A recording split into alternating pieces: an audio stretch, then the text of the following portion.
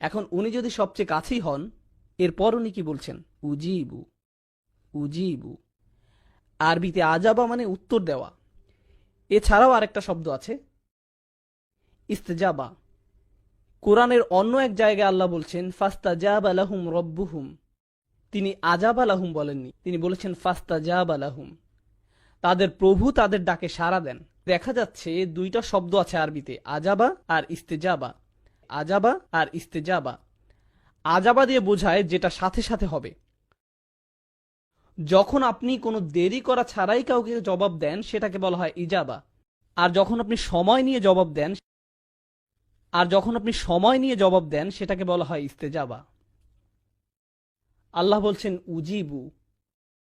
এর মানে উনি কিভাবে দোয়ার উত্তর দেন? সাথে সাথে, কারণ উনি সবসময় কাছে। কেউ কেউ দোয়া করে আর বলে কখন আল্লাহ জবাব দিবেন, কখন আল্লাহ সাহায্য আসবে, আমি অসুস্থ, কখন আল্লাহ আমাকে সুস্থ করবেন, আমি চাকরি পাচ্ছি না, কখন আল্লাহ চাকরি দিবেন, আমার বিয়ে হচ্ছে না, কখন আল্লাহ আমার বিয়ে দিবেন, আমার মা একের পর এক বিয়ের প্রস্তাব নাকচ করছেন, কখন আল্লাহ তার অন্তরটা পরিবর্তন করবেন। এর নাক লম্বা, তার চোখ বেশি ছড়ানো, এ জানে না কিভাবে ঠিকমতো চা বানাতে হয়, এসব করে আমার বিয়ে হচ্ছে না, আমার মা সব নষ্ট করে দিচ্ছে, ইয়া আল্লাহ কেন আমার মা এরকম। আর আল্লাহ কি বলছেন? তিনি কখন সেটার জবাব দিবেন? সাথে সাথে। ও আরেকটা কথা, এগুলো সব রমজানের আয়াত, তাই না? তাই আপনি যদি সত্যি সত্যি চান আল্লাহ সাথে সাথে আপনার দুয়ার জবাব দিবেন রমজানে, আর আপনি যদি চান যে আল্লাহ আপনার কাছে আসবেন, তাহলে আগে নিজে আল্লাহর কাছাকাছি হন, বেশি বেশি কোরআন পড়ুন, আর তারপর দোয়া করুন। কোরআন পড়ুন আর দোয়া করুন। রমজানে আপনার এরকমটাই করা উচিত। যখন আপনি বেশি বেশি দোয়া করা শুরু করবেন, তখন রমজান মাসটা উপভোগ করা শুরু করবেন। রমজানের আনন্দটাই হচ্ছে দোয়ার মাঝে। অর্থাৎ উনি বলছেন উজিবু, আমি জবাব। তারপর উনি বলছেন দাওয়াতা দাই। কি শক্তিশালী শব্দ চয়ন! পূর্বে বলেছিলাম কোরআন মজিদে আমি কখন ব্যবহার করা হয়, মনে আছে? অনেক বেশি ভালোবাসা এবং অনেক বেশি রাগ প্রকাশ করার সময়। এখানে কোনটা? অনেক বেশি ভালোবাসা। এখন কার দেওয়ার জবাব দেয়া হয়? আপনি ভাবতে পারেন যে অনেক বেশি দোয়া করে তার। আমি বছরে একবার দুইবার দোয়া করি। যখন আপনার পরীক্ষা থাকে তখন দোয়া করেন, ইয়া আল্লাহ আমার পরীক্ষা, আমিন। এখন কার দোয়ার জবাব দেয়া হয়? অথবা গাড়ি চালানোর সময় লাল বাতি অতিক্রম করে গেলেন আর বিশাল জরিমানা দিতে যাচ্ছেন, তখন দোয়া করেন এই বলে, ইয়া আল্লাহ ক্যামেরা এবং লাইসেন্স প্লেটের মাঝে কভার সৃষ্টি করে দাও, আমি যেন অথরিটি থেকে কোনো মেসেজ না পাই, ইয়া আল্লাহ। তখন আপনার আল্লাহকে স্মরণ হয়। কেউ যদি অনেকবার দোয়া করে তাহলে দোয়া শব্দটি ব্যবহার হয়, কিন্তু কেউ যদি শুধু একবার দোয়া করে সেটা প্রকাশ করতে ব্যবহার করা হয় দাওয়াতুন। দাওয়াত শব্দটি শেষে তা মারবুতা নির্দেশ করে যে এটা একমাত্র একবার ঘটে। যেমন দরাবায়ের অর্থ হলো প্রহার করা, কিন্তু দরাবাত মানে একবার প্রহার করা। আকালা মানে খাবার, কিন্তু আকালা অর্থ একবারের খাবার। তা মারবুতা এটাকে একবারের জন্য বানিয়ে দেয়। আল্লাহ বলছেন দাওয়াত দাই, প্রার্থনাকারীর একবারের প্রার্থনাতেও আমি সাড়া। লোকটি মাত্র একবারই দোয়া করলো, আল্লাহ বললেন না যে সারা বছর কোথায় ছিলে, তুমি জীবনে কখনো সালাত করনি, মাত্র একবার দোয়া করলে, ফাইন করিব, ভুলে যাও যে তোমার ডাকে সাড়া দিব। আপনি যদি কোনো অফিসের কর্মচারী হন আর বছরে মাত্র একবার অফিসের নিজের চেহারা দেখালেন, আপনার চাকরি থাকবে না। তারা বলবে কে আপনি? আমি এখানে চাকরি করি। কখন? আমি গত বছর চাকরি পেয়েছি।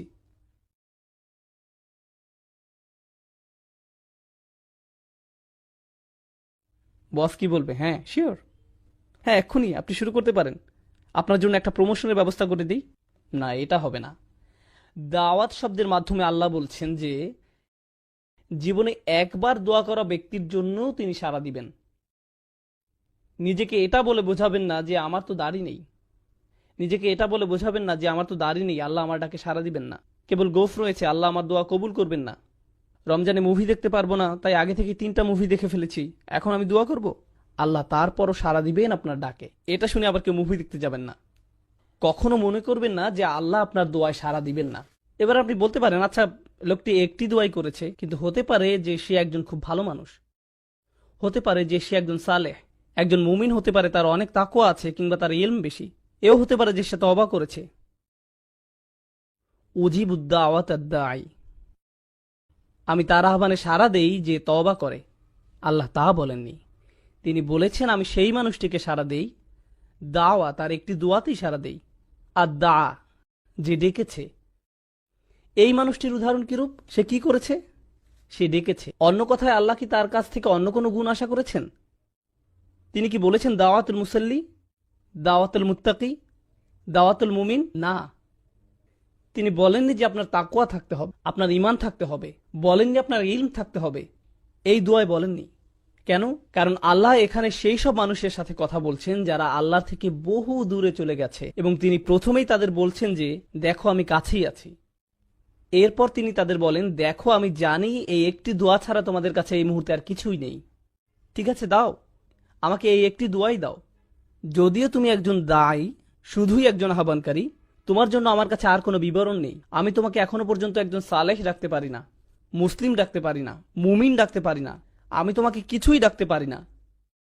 আমি শুধু তোমাকে ডেকেছি একজন দায়ী হিসাবে, একজন আহ্বানকারী। সুবহানাল্লাহ, সেটি কোনো যোগ্যতাই নয়। আরো আগানোর আগে বলে রাখি, আমি বলেছিলাম কখনো একজন বসের 500 জন কর্মচারী থাকে, সে কি তাদের সকলের নাম জানে? না। বিশেষ করে সেই কর্মচারীকে যে তাকে পুরো জীবনে মাত্র একটি ইমেইল করেছে। একটি ইমেইল কিভাবে সে তাকে মনে রাখবে? কর্মচারীটি যদি তাকে টেক্সট মেসেজ পাঠায়, সে জানবে না নাম্বারটি কোথা থেকে এসেছে। আল্লাহ বলেননি উজিবুদ্দা আওয়াতাদ্দাইন, তিনি বলেছেন উজিবুদ্দা আওয়াতাদ্দাই।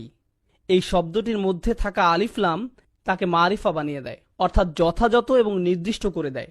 অন্যভাবে বলা যায়, যে কেউ আল্লাহকে ডাকে, আল্লাহ বলেন না যে কোনো একজন শুধুই ডেকেছে, তিনি বলেন সেই জন আমাকে ডেকেছে, সেই নির্দিষ্ট মানুষটি। আপনি আল্লাহর কাছে নির্দিষ্ট, তিনি আপনাকে বিশেষভাবে ব্যক্তিগতভাবে চিনেন। কোনো ডাক্তার আপনার নাম মনে রাখতে পারবে না যদি তাকে দিনে 100টা রোগী দেখতে হয়। সে এভাবে বলে চেষ্টা করবে, মুহাম্মদ কেমন আছো, চলে এসো।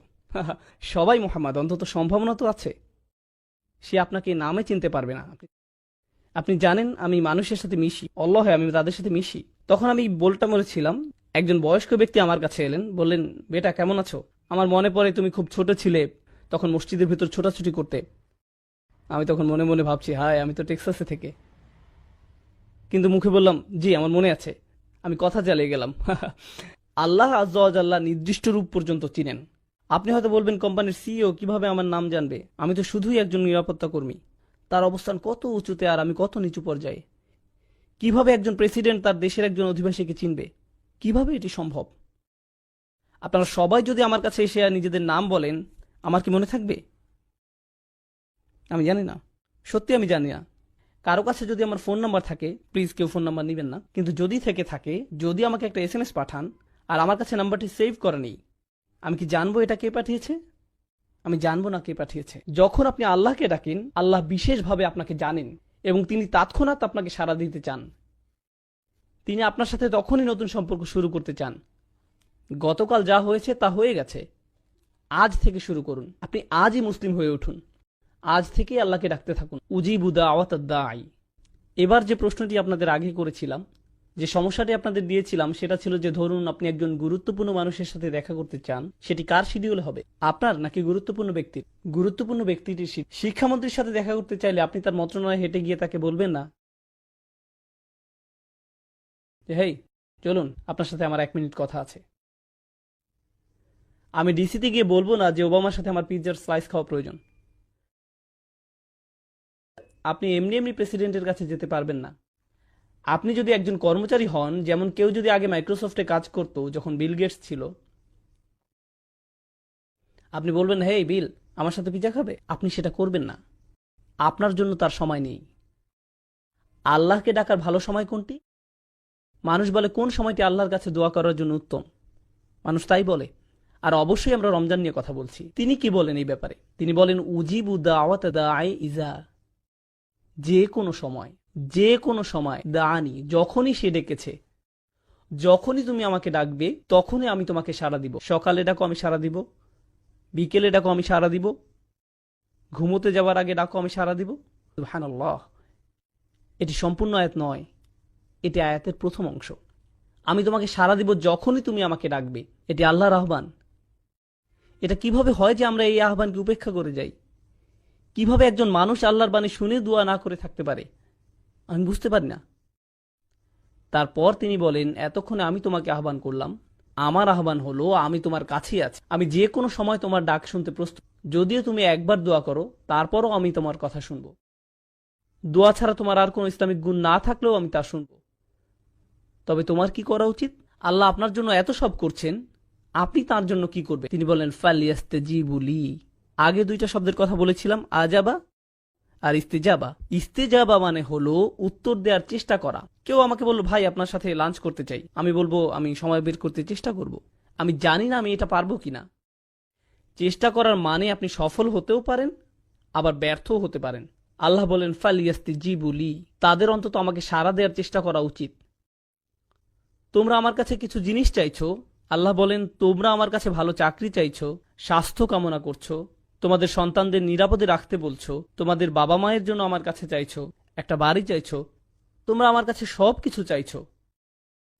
আমিও তোমাদের কাছে কিছু আশা করছি। আমার চাওয়া বিষয়গুলোর ব্যাপারে তোমরা কি করবে? ফালিয়াস্তাজিবু লি, তাদের উচিত আমার ডাকে সাড়া দেয়া, তাদের উচিত আমাকে সাড়া দেয়া। এখন ব্যাপারটি হলো ফাতিহায়, সূরাতুল ফাতিহা, আমরা আল্লাহর কাছে কি চাই কেউ জানেন? আমরা চাই পথ প্রদর্শন, কিন্তু আল্লাহ আমাদের কাছে কি চান? ইবাদাহ। ইয়াকা নাবুদু ওয়া ইয়াকা নাস্তাইন। নাস্তাইন মানে আমরা সাহায্য চাই, কিন্তু আল্লাহর কাছে কিছু চাইবার আগে আমরা তার জন্য কি করব। আমরা তার জন্য কি করব? ইয়াকা নাবুদু, তিনি আমাদের জন্য কি করবেন? ইস্তিআনা, তিনি আমাদের সাহায্য করবেন। তাহলে আপনি আল্লাহর জন্য কি করবেন সেটা প্রথমে আসা উচিত, আর দ্বিতীয়ত আসবে আপনি নিজের জন্য যা চান। কিন্তু রমজানের এই আয়াতগুলোতে তিনি বলেন আমি তোমাকে সাড়া দিব যখনই তুমি আমাকে ডাকবে। এরপরে তিনি বলেন তোমার উচিত আমাকে সাড়া দেয়া। তিনি বলেননি আমাকে সাড়া দিলে পরে আমি তোমাকে সাড়া দিব। সুবহানাল্লাহ। এমনকি তিনি নিজেকে দ্বিতীয় পজিশনে রেখেছেন, এবং এই আয়াতে প্রথমে রেখেছেন আপনাকে আর আমাকে, তিনি নিজেকে রেখেছেন দ্বিতীয় পজিশনে। ফালিয়াস্তাজিবু লি, তাদের উচিত আমার প্রতি সাড়া দেয়া, খাঁটে ঈমান আনা, আমাকে প্রকৃত রূপে বিশ্বাস করা তাদের উচিত। লাআল্লাহুম ইয়ারশুদুন, যাতে তারা সরল পথে পরিচালিত হতে পারে, তারা যেন নিজেদের বদলে নিতে পারে। সুবহানাল্লাহ। রমজানের এই কিছু আয়াত আপনাকে পরিবর্তন করে দিতে পারে, রমজান সম্পর্কে আপনার দৃষ্টিভঙ্গি সম্পূর্ণ বদলে দিতে পারে।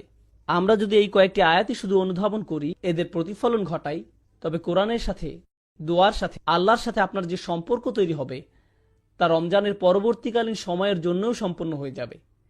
এই সকল জিনিস আপনার অন্তরে গেঁথে দিতে হবে। আলোচনা শেষে যখন সময় কঠিন হয়ে যায় ওয়া ইন আসাবাতহু ফিতনাতুন ইনকালাবা আলা ওয়াজহিহি, এবং যদি কোনো পরীক্ষায় পড়ে তখন মুখ ঘুরিয়ে নেয়। তার মানে কি? তার মানে আমি আল্লাহর কাছে কিছুই চাই না। কিভাবে তিনি আমাকে ছেড়ে গেলেন? কেন তিনি আমাকে বিপদে ফেললেন? আমাদের সময় এটা উপলব্ধি করা খুবই সহজ। আমরা অস্বাভাবিক এক ভোগবাদী সমাজে বসবাস করি, যেখানে সবকিছু সহজলভ্য এবং দ্রুত লাভ করা যায়।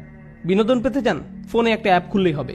কিছু কিনতে চান? জাস্ট অ্যামাজন থেকে অর্ডার করুন, এটা আপনার ঘরে পৌঁছে যাবে। সবকিছু কষ্ট ছাড়া পাওয়া যায় এবং সবকিছু সাথে সাথেই পাওয়া যায়। আপনি কিছু চাইছেন, আপনাকে তার কাছে যেতে হবে না, সেটাই আপনার কাছে আসবে। সবকিছু দ্রুত হয়। আমাদের এখন আপ্যায়িত হওয়ার অভ্যাস হয়ে গিয়েছে। আপনার একটা অর্ডার যদি 2 থেকে 3 দিনের জন্য দেরি হয়, তবে আপনি তাকে 1 স্টার বা থামস ডাউন, খারাপ রেটিং দিচ্ছেন। আমরা এতে অভ্যস্ত হয়ে গেছি। এমত অবস্থায় আপনি যখন আল্লাহর কাছে দোয়া করছেন, আপনার সমস্যাগুলো সমাধান চাইছেন, আপনার সবকিছু দ্রুত এবং ত্বরিত করা দরকার। আমার আর ভালো ভোক্তা অধিকার চাই। যখন এটা হয় না, তখন আপনি বলেন বাজে সার্ভিস। আমার আর ভালো ভোক্তা অধিকার চাই, আমার আর ভালো ভোক্তা অধিকার চাই। আপনার ভাবখানা তখন এমন হয়ে যায় যে আমি আল্লাহর কাছে আর কিছুই চাইবো না, কোনো অর্ডার দিব না। আপনি এখন ক্রেতার মতো সুবিধা পেতে চান, আর আপনি আল্লাহর কাছ থেকে মুখ ফিরিয়ে নেন এবং বলেন তিনি আমার কথা শুনছেন না, আমার সমস্যার সমাধান করছেন না। বুঝতে চেষ্টা করুন যে সবার জন্য আল্লাহর পরিকল্পনা রয়েছে। দুটো উদাহরণ দিচ্ছি। ইয়াকুব আলাইহিসসালামের ক্ষেত্রে দেখুন, তিনি তার ছেলে ইউসুফ আলাইহিসসালামকে হারিয়ে ফেলেন। আল্লাহ বহু বছর পর সেই সন্তানকে তার কাছে ফিরিয়ে দেন। আবার মূসা আলাইহিসসালামের ক্ষেত্রে মূসা আলাইহিসসালামের মা তার সন্তান হারিয়েছিলেন, কিন্তু কয়েক ঘন্টার ব্যবধানে আল্লাহ সে বাচ্চাটাকে ফেরত দেন। কেননা কয়েক ঘন্টার মধ্যেই যখন বাচ্চাটা ক্ষুধার্ত হয়, পরবর্তী খাবার সেই একই মায়ের কাছ থেকেই পায়, কারণ সে অন্য কারো কাছ থেকে খাবে না। আমি কি বলতে চাচ্ছি? এই জগতে আল্লাহ কখনো কখনো নিমেষেই আমাদের বিপদমুক্ত করেন, আবার কখনো বা বহু বছর পরে বিপদমুক্ত করেন, কিন্তু প্রতি ক্ষেত্রেই আল্লাহ ভালোর জন্যই করেন। আমি কি বলতে চাচ্ছি? ভালোর জন্যই করেন। আমি বিশেষত ইয়াকুব আলাইহিস সালামের গল্পটা পছন্দ করি, কেননা এই ঘটনার কল্যাণকর দিকগুলো চিন্তা করে দেখুন একবার। এত বছর ধরে বাবা কাঁদলেন এবং প্রায় নিজের দৃষ্টিশক্তি হারিয়ে ফেললেন, তাই না? কোরআনের ভাষা অবিয়াদ্দা তাই না হোক। কোন আলেম যেমন আলুসি রহমতুল্লাহ মন্তব্য করেন তিনি কাঁদতে কাঁদতে অন্ধ হয়ে গিয়েছিলেন। এখন এই পুরো সময়টা জুড়ে ইউসুফ আলাইহিস সালাম কোথায় ছিলেন? তিনি ছিলেন জেলে। প্রথমত তিনি ছিলেন শিশু শ্রমিক এবং বড় হওয়ার পর জেলে যান, বহু বছর জেলে কাটান। হয় তিনি ছিলেন শিশু শ্রমিক, নতুবা তিনি জেলের কয়েদি হিসাবে জীবনযাপন করেন। প্রথমত তিনি ছিলেন শিশু শ্রমিক, নতুবা তিনি জেলের কয়েদি হিসাবে জীবনযাপন করেন। সুন্দর জীবন ছিল না, এটা সুন্দর জীবন নয়। কিন্তু এরপরও যখন তিনি রাজার স্বপ্নের অর্থ বলেন এবং সেই স্বপ্নের অর্থ হয় যে পুরো অর্থনীতিতে 7 বছরের মধ্যে ধস নামবে, মানুষজন দুর্ভিক্ষে মারা যাবে, একজনই তখন সেই সমস্যার সমাধান জানতেন, তিনি হলেন ইউসুফ আলাইহিস সালাম। যদি তিনি জেলে না থাকতেন তাহলে রাজাকে সাহায্য করতে পারতেন না। বুঝতে পেরেছেন? যদি ইউসুফ আলাইহিস সালাম পুরোটা সময় নিজের বাবার সাথে কাটাতেন তাহলে এমন ঘটনা ঘটতো না। তাই এখন যেহেতু তিনি সেখানে রয়েছেন এবং স্বপ্নের ব্যাখ্যা দেন এবং বলেন আমিই পারবো সমস্যার সমাধান করতে, আমাকে সম্পদ রক্ষার দায়িত্ব দিন, আমিই পারবো সমস্যার সমাধান করতে, আমাকে সম্পদ রক্ষার দায়িত্ব দিন, এবং তিনি যখন এই কাজগুলো সম্পাদন করেন তখন কি হলো? লাখ লাখ বাবা মাকে আর কাঁদতে হয়নি, কারণ তাদের সন্তান ক্ষুধার যন্ত্রণায় মৃত্যুবরণ করেনি। একজন বাবা তার সন্তানের জন্য বহু বছর কাঁদলেন, কিন্তু তার একার কান্নায় আল্লাহ হাজার হাজার পরিবারকে কান্না থেকে বাঁচিয়ে দেন। কারণ তিনি যদি অর্থনীতি এবং ফসল না বাঁচাতেন পুরো দেশটাতে খরা হতো, মানুষ দুর্ভিক্ষে মারা যেত এবং যুদ্ধ সহ বিভিন্ন সমস্যার সূত্রপাত হতো। আপনাদের সূরাতুর রহমান নিয়ে কিছু বলবো, এরপর সূরাতুল ওয়াকিয়াতে যাব। আসলে না, সূরাতুল ওয়াকিয়া দিয়ে শুরু করি। সূরাতুল ওয়াকিয়াটি একটু বড় সূরা। এই সূরাটির শুরুতে আপনি দেখবেন জান্নাতে যাওয়া কিছু মানুষের কথা বলা আছে। আস-সাবিকুন আস-সাবিকুন উলাইকাল মুকাররাবুন ফি জান্নাতিন নাঈম সুল্লাতুম মিনাল আউয়ালিন ওয়া কালিলুম মিনাল আখিরিন। একদম সর্বপ্রথম সামনের ভিআইপি সিটে বসা লোক, যেগুলো জান্নাতে যাবে, যারা জান্নাতে যাবে, ওনারাই হলেন সূরাতুল ওয়াকিয়ার আলোচ্য মানুষগুলোর অন্যতম। আচ্ছা বলুন তো, এই সর্বপ্রথম অগ্রগামী কারা? কি না, নবীগণ ছাড়া অগ্রগামীগণ কারা? সাহাবা। হ্যাঁ, কিন্তু সেটা তাদের যুগের জন্য। আল্লাহ বলছেন ওয়া কালিলুম মিনাল আখিরিন। কেন জানেন? প্রত্যেক প্রজন্মেই তাদের নিজস্ব সাবিকুন আছে। প্রত্যেক প্রজন্মই। 2015 সালের নিজস্ব সাবিকুন আছে, 2025 সালেরও কিছু নিজস্ব সাবিকুন আছে, 2055 সালেও যদি আল্লাহ ততদিনে কিয়ামত না আনেন তাহলে তখনও সে কালের সাবিকুন থাকবেন। বুঝতে পারছেন? এখনো শেষ না, কিন্তু প্রত্যেক জাতিরই নিজস্ব সাবিকুন থাকবেন। শুধু পার্থক্যটি হল প্রথম যুগের সাবিকুনদের অনুপাত শতকরা হার বেশি ছিল। আপনাদের এটা একটা উদাহরণ দিয়ে বুঝিয়ে দিচ্ছি। কল্পনা করুন 800 জন মানুষ একটি পরীক্ষা দেয়। যদি সাহাবীদের সময় ইমানের এই পরীক্ষা 800 জন মানুষ দেয় তাহলে 750 জনই 90% বেশি নাম্বার পাবে। তো তারা হলেন গোল্ডেন এ প্লাস। কিন্তু প্রজন্ম যেতে যেতে তখনও মানুষ 90-এর বেশি পাবে, তবে শতকরা হার নেমে যাচ্ছে। ধরুন 800 হতে মাত্র 50 জন বা 800 জনে মাত্র 20 জন 90-এর বেশি পেয়েছে। বুঝতে পারছেন? তাই অকলিলুম মিনাল আখিরিন, আরো কম পরবর্তীদের মধ্যে। কম মানুষ না, কিন্তু শতকরা হার কম। সাহাবিগণের সময়ে এ প্লাসের হার বেশি, তাই সামগ্রিক গুণ অনেক অনেক বেশি। আমাদের প্রতিযোগিতা কম, তাই সামগ্রিক গুণ অনেক কম, তবে প্রতিযোগিতা প্রত্যেক প্রজন্মেই থাকে। তো যাই হোক, সূরাতুল ওয়াকিয়ার প্রথম বিষয় হল আস-সাবিকুন। এই সূরার দ্বিতীয় বিষয় হল আসহাবুল ইয়ামিন। মা আসহাবুল ইয়ামিন ফাসহাবুল মাইমানাতি মা আসহাবুল মাইমানা। ডান পাশের মানুষজন। আর সাবিকুনদের সাথে ডান পাশের মানুষজনের পার্থক্য কি? সাবিকুনদের বলতে পারবেন সংরক্ষিত, এক্সক্লুসিভ, আর ডান পাশের যেই মানুষজন হলেন বাকি আমরা সকলে জান্নাতের ইকোনমি ক্লাস। আল্লাহ আমাদের সাবিকুনদের অন্তর্ভুক্ত করে দিন। কিন্তু অন্তত পক্ষে ডান পাশের মানুষজন থাকা মানে তারা জাহান্নামে যাবে না, এরা যাবে জান্নাতে। এরা হলেন দ্বিতীয় বিষয়। ঠিক আছে? এখন অন্যদিকে কারা আছে? ডান পাশে মানুষ আছে, আবার বাম পাশেও মানুষ আছে। এরপর আল্লাহ বাম পাশের মানুষদের নিয়ে বলছেন 3 ধরনের মানুষ এখন পর্যন্ত। প্রথমে অভিজাত শ্রেণী, এরপর ডান পাশের মানুষ, এরপর বাম পাশের মানুষ, তাই না? এরপর চতুর্থ বিষয়, আল্লাহ কিছু প্রশ্ন করেছেন। আফারাআইতুম মা তুমনুন, আফারাআইতুম মা তাহরুসুন, আফারাআইতুমুল মা আল্লাযী তাশরাবুন, আফারাআইতুমুন নার আল্লাতী তুরুন। তিনি সব অদ্ভুত প্রশ্ন করেছেন। তোমরা কি বাচ্চা সৃষ্টি করো নাকি আমরা বাচ্চা সৃষ্টি করি? তোমরা ফসল ফলাও নাকি আমরা ফসল ফলাই? তোমরা আগুন জ্বালাও নাকি আমরা আগুন জ্বালাই? তোমরা আকাশ থেকে পানি নামাও নাকি আমরা আকাশ থেকে পানি নামাই? মানে আল্লাহ মানুষকে আল্লাহ যা সৃষ্টি করেন সেই বিষয়ে চিন্তা করতে বলছেন। মানে আল্লাহ যে সৃষ্টি করেন তা, তোমরা কিছুই সৃষ্টি করো না, আল্লাহই সবকিছু সৃষ্টি করেন, তোমাদের কোনো সৃষ্টিশীলতা নেই। এই যে আল্লাহর সৃষ্টিকে চতুর্থ প্রকার বিষয় হিসেবে বলা হচ্ছে, চারটি। এখন পর্যন্ত কতগুলো বিষয় আমাকে ক্রমানুসারে বলতে পারবেন? দেখি তো আপনারা এখনো বেঁচে আছেন। প্রথমটি কি ছিল?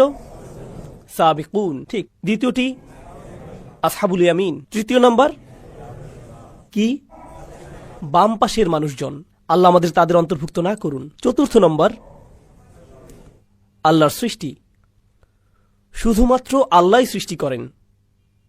আর পঞ্চম বিষয়টি হল ফালা উকসিমু বিমাওয়াকিআন নুজুম ওয়া ইন্নাহু লাকসামুল লাউ তা'লামুন আযীম ইন্নাহু লাকুরআনুন কারীম ফি কিতাবিম মাকনুন লা ইয়ামাসসুহু ইল্লাল মুতাহহারুন তানযীলুম মির রাব্বিল আলামিন। এই বিষয়টি হল কোরআনের বিশেষত্ব, মহিমা সম্পর্কিত, কোরআনের অসাধারণ গুণ সম্পর্কিত। ছোট ব্যাপার না কিন্তু। পাঁচটি বিষয় সূরার শেষটি পুরোটা সংক্ষেপে বলে দেয়, কিন্তু এগুলোই প্রধান পাঁচটি বিষয়। সূরাতুর রহমান আমরা পড়ার চেষ্টা করছি, তাই না? সূরাটির প্রথম বিষয় কি আমাকে বলুন তো? আর রহমানু আল্লামাল কুরআন। প্রথম বিষয়টি কি? কুরআন। সূরাতুল ওয়াকিয়াতে কোরআন কি একটি বিষয় ছিল? ছিল। কোথায়? বিষয় নম্বর 5। তাহলে সূরা আর রহমানে এটা প্রথম বিষয় আর সূরা ওয়াকিয়াতে এটা পঞ্চম বিষয়। ওকে, সূরাতুর রহমানের দ্বিতীয় বিষয় হল আল্লাহর সৃষ্টিরা। ওয়াশ-শামসু ওয়াল কমারু বিহুসবান ওয়ান নাজমু ওয়াশ-শাজারু ইয়াসজুদান ওয়াস-সামা রাফাআহা ওয়া ওয়াদাআল মিজান। তাহলে দ্বিতীয় বিষয় কি? আল্লাহর সৃষ্টি। সূরাতুল ওয়াকিয়ার চতুর্থ বিষয় কোনটি ছিল? আল্লাহর সৃষ্টি।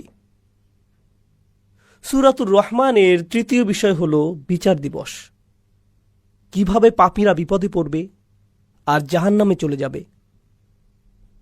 বিচার দিবস আর জাহান্নামের আগুন হল সূরাতুর রহমানের 3 নম্বর বিষয়। সূরাতুল ওয়াকিয়াতে 3 নম্বর বিষয় কি ছিল? বাম দিকের মানুষ, যারা বিচার দিবসে দাঁড়িয়ে শেষমেশ জাহান্নামে নিক্ষিপ্ত হবে। সম্পর্কটা দেখতে পাচ্ছেন? সূরাতুর রহমানের চতুর্থ বিষয় হল জান্নাত। ওয়ালিমান খাফা মাকামা রাব্বিহি জান্নাতান। আর যে তার রবের সামনে দাঁড়াতে ভয় করে তার জন্য থাকবে 2টি জান্নাত। আচ্ছা, অন্তত আপনি আল্লাহকে ভয় করেছেন। আপনি সবচাইতে ভালো ছিলেন না, ঠিক আছে, তবে অন্তত তাকে ভয় তো করেছেন। সূরাতুল ওয়াকিয়াতে দ্বিতীয় বিষয় কোনটি ছিল বলুন তো এবার? ডান পাশের মানুষজন অন্তত আল্লাহকে ভয় তো করেছে, তাই তারা জান্নাতে চলে যাবে। সূরাতুর রহমানের শেষ বিষয় হল অসাধারণ সুপার স্পেশাল ডিলাক্স প্যাকেজের জান্নাত।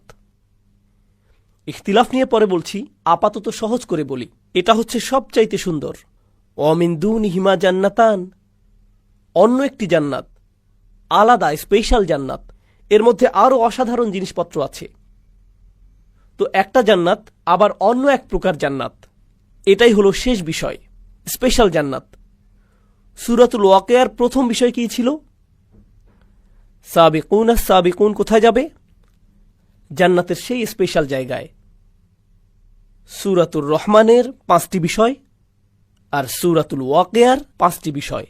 1 2 3 4 5, 5 4 3 2 1, আয়নার মতো। কুরআন অবিশ্বাস্য রকমের গোছানো। আমরা এখনো সূরাটি শুরু করতে পারিনি, আমরা শুধু পরিবেশটা বুঝতে চেষ্টা করছি। এটা শুধু স্থানটি চেনা, এটা জরুরি, কারণ এর মাঝে আপনি কোরআনের সৌন্দর্য বুঝতে পারবেন, কত গোছানো তা দেখতে পাবেন। আমি জানি না আপনারা মুসলিম বিশ্বে এমনটা দেখেন কিনা, কিন্তু আমি আমেরিকাতে বেড়ে উঠতে গিয়ে কোরআনের ব্যাপারে প্রথম শুধু সমালোচনাই দেখতাম। কলেজে গিয়ে আমি কোরআনের কোনো প্রশংসা শুনিনি, সমালোচনাই হতো। শুধু যে এটার বিষয় তারা অবিশ্বাস করে এরকম না, বরং এর বিন্যাস নিয়েও সমালোচনা করত। এটা নাকি অগোছালো, নির্দিষ্ট গঠন নেই, এসব বলতো। আমি বলতাম, কি বাজে কথা যত সব, সবচাইতে অবিশ্বাস্য গঠন তো এখানেই। তোমরা মনোযোগ দাও না, এজন্য দেখতে পাও না, তাই দেখতেও পাও না, কারণ আল্লাহ এর দরজা অমনোযোগীদের জন্য খুলে ধরেন না, খোলেন না তিনি। আফালা ইয়াতাদাব্বারুনাল কুরআন ওয়ালাউ কানা মিন ইনদি গায়রিল্লাহ লাওয়াজাদা ফীহি ইখতিলাফান কাসীরা। তারা কি তবে কোরআন নিয়ে গভীর চিন্তা ভাবনা করে না? কারণ এটা আল্লাহ ছাড়া অন্য কারো পক্ষ থেকে হলে এতে অনেক অসঙ্গতি দেখতে পেতে। এর মানে হলো, যখন আপনি কোরআনে মনোযোগ দেবেন, আবিষ্কার করবেন যে এটা শুধু আল্লাহর পক্ষ থেকেই হতে পারে। আপনার কাছে পরিষ্কার হয়ে যাবে যে এটা মানুষ থেকে হতেই পারে না, পরিষ্কার হয়ে যাবে। এখন আমরা সূরার সূচনা শুরু করতে প্রস্তুত হলাম। সূরাতুর রহমান। চলুন শুরু করি। কিছু জিনিস আপনাদের জানাতে হবে। আমি নিজেকে দিয়ে শুরু করি। আমার পেশা হলো শিক্ষকতা, জীবিকার জন্য শেখাই। আর শিক্ষকতা পেশায় আমি অনেক কিছু শিখেছি। আপনাদের সেখান থেকে একটি বলছি, কারণ এই সূরার সাথে সেটা সম্পর্কিত। ক্লাসরুমের ভেতর আমি আরবি শেখাই। আরবি শেখানো কিন্তু কঠিন। অনেক ধরনের হাস্যরস করে ছাত্রদের মনোযোগ ধরে রাখতে হয়, কারণ আরবি ভাষাটি ক্লান্তিকর। যেমনটা আমি আগেও বলেছি, আপনার ঘুমের প্রয়োজন হলে আরবি ক্লাসে ঢুকে যান, জীবনের শ্রেষ্ঠ ঘুম পেয়ে যাবেন। রফা নসব শুরু হতে হতেই আপনি অজ্ঞান। তাই অনেক সময় ধরে আমি ভেবেছি, এটা আমি কিভাবে শেখাবো, কি প্রশ্ন জিজ্ঞেস করব, যখন ছাত্ররা উত্তর দেবে সেটা নিয়ে কিভাবে ঠাট্টা করব, সবাইকে কিভাবে জাগিয়ে রাখব। সেটা কিন্তু এই লেকচারের মতো না। এই লেকচারে আপনাদের আমি শেখাচ্ছি না, কিছু প্রশ্ন করছি আপনাদের, তবে আপনাদের জেকে ধরছি না, আপনাদের নামও জানি না, আর ভুল উত্তর দিলে আপনাদেরকে মুরগিও বানাচ্ছি না। এখানে সেটা করছি না আমি। কিন্তু আমার ক্লাসরুমে যখন পড়াই, সেই ছাত্ররা কান্না করে দেয়। তারা কিন্তু ঈমান বেড়ে গেছে তাই কাঁদছে না, কান্নার অন্য কারণ আমি দেই তাই কান্না করে। শিক্ষক হিসাবে সেটাই করি, সেটা ভিন্ন জিনিস। কারণ শিক্ষকতা অনেক কাজ করতে হয়। আপনার ব্যাখ্যা করতে হয়, ছাত্রদের পুনরাবৃত্তি করাতে হয়, এরপর ছাত্রদের বিভিন্ন প্রশ্নের উত্তর দেওয়াতে হয়, যেন জানতে পারেন যে তারা বুঝছে কিনা। আপনি শুধু তাদের পুনরাবৃত্তি চান না, আপনি চান যেন তারা বুঝে, তাই না? এভাবে প্রশ্ন উত্তর আগে পিছে এদিক সেদিক করতে হয় না বোঝা পর্যন্ত। তো আমি অধ্যায়টা রেডি করলাম। আমি নিজের উপর বেশ খুশি। ভাবছি জীবনের সবচাইতে সুন্দরভাবে বোঝাবো আমি এবার। তো আমি ক্লাসে গেলাম, সবাইকে পড়ালাম, সেটা আমি খুব খুশি। সুন্দর উদাহরণ দিয়েছি, ছাত্রদের জিজ্ঞেস করেছি, সবাই বলল বুঝেছে। বুঝেছি, কি অসাধারণ। 1 ঘন্টা পর একজন ছাত্র হাত তুলল, উস্তাদ আমি বুঝিনি। আচ্ছা, ওকে, কোনো সমস্যা নেই, তুমি বোঝুনি? কোন অংশটি বুঝুনি বলো তো? সে বলল, কিছুই বুঝিনি। আপনি কি আবার সবকিছু বুঝিয়ে বলবেন? সবকিছু মানে কি? মানে সবকিছুই। আমি কিছুই বুঝতে পারিনি। এখন ক্লাসের বেশিরভাগ ছাত্র বিরক্ত হয়ে গেল। কিরকম গাধা সে, কি পরিমাণ গর্ধব! 1 ঘন্টা কিছুই বলল না, ঘন্টা শেষে বলছে আমি কিছুই বুঝিনি। তাই আমি বললাম, তোমরা চিন্তা করো না, সমস্যা নেই। তার জন্য আমি আবারও বলবো। তোমাদেরও আরেকবার রিভিউ হয়ে গেল। আর এইবার আমি পুরো ক্লাসের দিকে মনোযোগ দেইনি। কার দিকে মনোযোগ আমার? সেই ছেলেটি, সেই ছেলেটি। এই বুঝতে পেরেছ? হ্যাঁ, ঠিক ঠিক। আচ্ছা, 1 ঘন্টা পর সে আবার হাত তুলল, উস্তাদ বুঝিনি কিছুই। ওকে, ক্লাসের বাকিরা চলে যেতে পারো। আমি লাঞ্চ করতাম, সেটা বাদ দেই। তুমি আসো আমার কাছে, তোমাকে সরাসরি বুঝিয়ে দিচ্ছি, সেটাই মনে হয় ভালো হবে। আচ্ছা ওস্তাদ। তো আমি তাকে নিয়ে বসলাম, প্রত্যেকটি উদাহরণ ধরে ধরে বুঝালাম যেন বুঝতে পারে। সব শেষে সে আবার বলে, উস্তাদ আমি জানি না আপনি কেমন শিক্ষক, তবে আমি এখনো বুঝি না। না না না, এত সহজে ছাড়ার পাত্র না আমি। তুমি আমার বাসায় চলো, রাতের খাবার খেতে খেতে তোমাকে আরেকবার বোঝাবো। সে বাসায় আসলো, তাকে আবারও সবকিছু বোঝালাম। সব শেষে সে কি বলল? আমি বুঝিনি। আচ্ছা ঠিক আছে, একটা বুদ্ধি আছে। আমার বাসায় তোমার জন্য একটা ঘর করে দিচ্ছি, তুমি আমার বাসায় থাকো, প্রত্যেকদিন সকালে উঠে তোমাকে বোঝাবো এটা, ব্রাশ করতে করতে, যতদিন না এটা তোমার হচ্ছে। শিক্ষকরা কি এমন করে কখনো?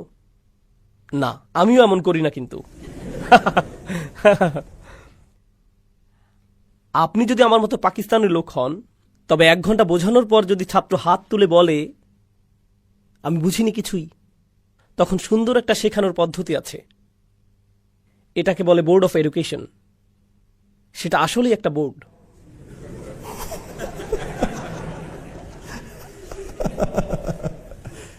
এখন বুঝেছিস?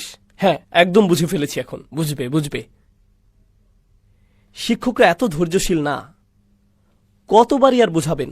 বলবেন এত গাধা কেন তুমি, বুঝো না কেন তুমি, তোমার মাথা কাজ করে না কেন, কি সমস্যা তোমার? এটা আমার দোষ না, এটা ছাত্রের দোষ, তাই না? দেখুন, কিন্তু কোরআনের বার্তা, কোরআনের মূল বার্তাটি কিন্তু একদম সোজা, একদম সহজ। আপনি যদি কোরআনের মূল বার্তা সংক্ষেপে লিখতে বলেন, সেটা আমি অর্ধেক কাগজেই লিখতে পারবো, পুরোটাও লাগবে না। কোরআনের বিষয়গুলো কি কি? শুধুমাত্র এক স্রষ্টা, আখিরাত আছে, আগের জাতিগুলো তাদের নবীদের কথা মানেননি, কিছু কাজ আছে হারাম, খুব বেশি কিছু না, কিন্তু সোজা সাপটা, জটিল কিছু না। কুরাইশরা কতদিন যাবৎ কোরআন শিখছে? 1 যুগের বেশি, তাই না? মক্কি কোরআনের কি পুনরাবৃত্তি আছে? আল্লাহ কি বারবার বলেছেন জাতিদের ব্যাপারে? আল্লাহ কি নিজের একত্ব নিয়ে বারবার বলেছেন? ইবাদতের একত্বতা নিয়ে? আল্লাহ কি নবীদের উপর ঈমান আনা নিয়ে পুনরাবৃত্তি করেছেন? আল্লাহ কি হালাল হারাম নিয়ে পুনরাবৃত্তি করেননি? তিনি কি অভাবীদের খেয়াল করা, অন্যদের ক্ষতি না করা নিয়ে পুনরাবৃত্তি করেননি? তিনি এই সব পুনরাবৃত্তি করছেন বারবার। যে কোনো ভালো শিক্ষক শেখানোর জন্য কি করে? সে কি করে?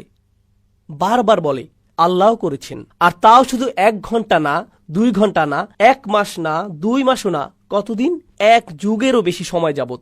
তাছাড়া কোরআন কিন্তু একটা পাঠ্যক্রম। কোরআন হলো পাঠ্যসূচি, কিন্তু একটা ভালো পাঠ্যক্রম, ভালো বই যথেষ্ট না। আপনার খুব ভালো একজন শিক্ষকও লাগবে। কখনো আপনার কাছে খুব ভালো একটা বই থাকলেও শিক্ষক হয় জঘন্য, তখন কেউ কিছুই শেখে না।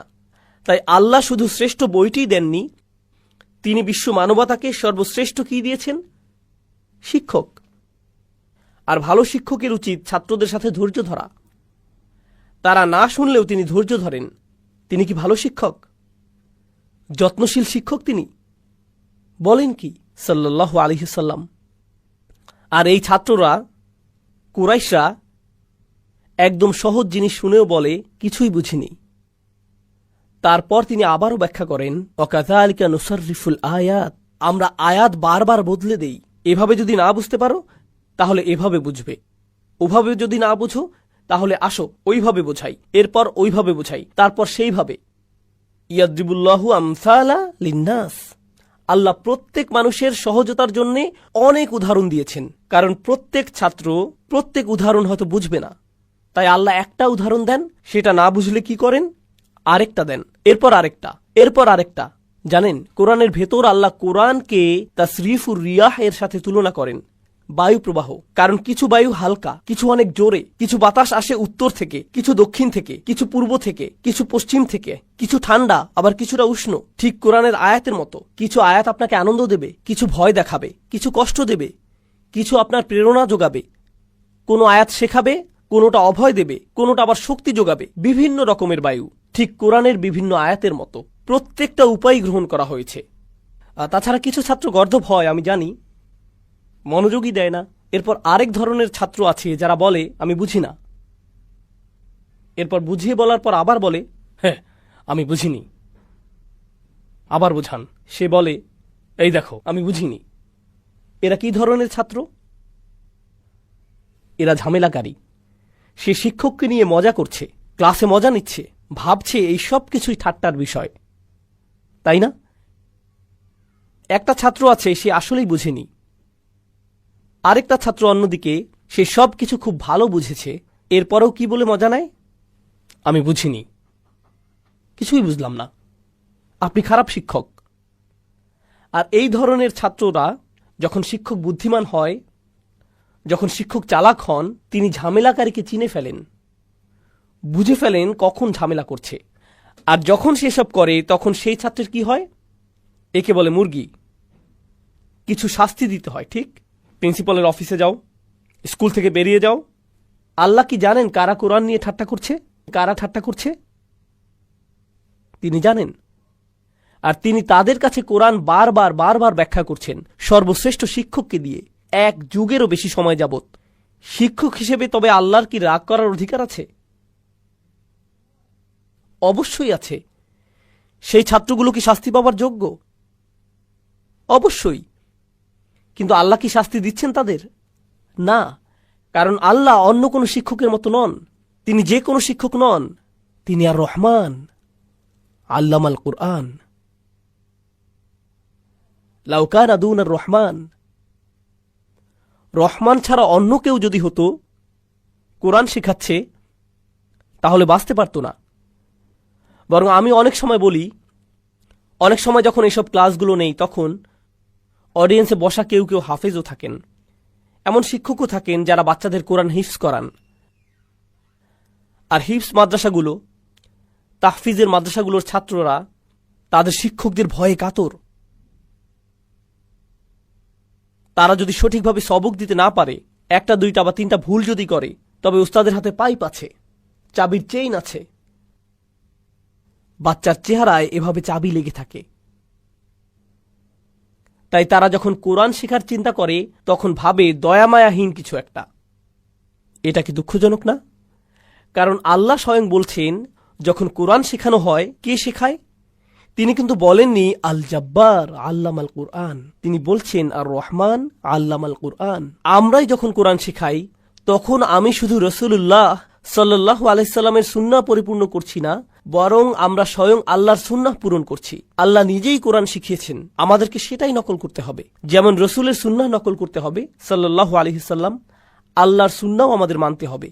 যখন কোরআন শেখাবো আরো বেশি দয়াবান হতে হবে। বুঝতে পারছেন? আমাদেরকে আরো দয়া দেখাতে হবে। আল্লাহ যদি কুরাইশদের প্রতি দয়া দেখাতে পারেন, তবে আপনি ছোট বাচ্চাদের সাথেও সেটা পারবেন। সেটা আরো সহজ। এগুলো আল্লাহর কিতাব থেকে শিখতে হবে। খুবই দুঃখজনক বিষয় যে একটি বাচ্চা তার উস্তাদের কাছে কোরআন পড়তে ভয় পাবে। এটা ভালো ব্যাপার না। আমি নিজে কোরআনের হাফিজ দেখেছি, 18-19 বছর বয়সী, কখনোই মসজিদে যায় না, কখনোই মসজিদে যায় না। জিজ্ঞেস করলাম, কেন মসজিদে যাও না? কারণ আমার উস্তাদ আমাকে মসজিদে মারতেন। আমি যখন মসজিদে যাই আর শুনি আল্লাহু আকবার, আমার সেই মারগুলো মনে পড়ে যায়, মানসিক সমস্যা শুরু হয়ে যায়, সাইকিয়াট্রিস্ট দেখাতে হয়। মসজিদে গেলে আমার সাইকোলজিক্যাল ট্রমা হয়, তাই মসজিদে আমি যেতে পারবো না। সুবহানাল্লাহ। এমনটাই করেছি আমরা আমাদের বাচ্চাদের সাথে দিন শেখানোর নামে। আমি জানি না এটা কোন দিন, তবে সেটা ইসলাম নয়।